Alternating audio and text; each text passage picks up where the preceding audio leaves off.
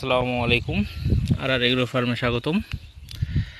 এই যে আমার নতুন ড্রাগন চারায় কুশি বেরিয়ে হয়েছে, কিন্তু একটা চারাতে দুইটা কুশি বের হয়েছে। আমরা একটা কুশি রাখবো আর একটা কুশি কেটে দিব। এখন কোনটা কাটবো?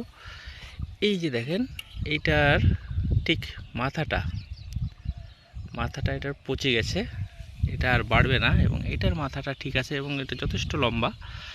সো আমরা যেহেতু এটার বাড়বে না, শুধু খাবার খাবে, তাই আমরা এটাকে কেটে দিব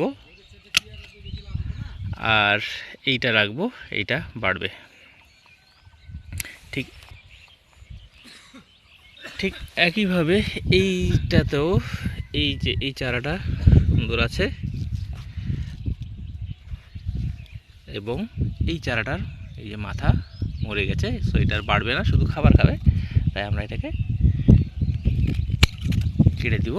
আর এই চারাটাকে আমরা বড় করে একেবারে একটা চারা আমরা পিলার পর্যন্ত নিব।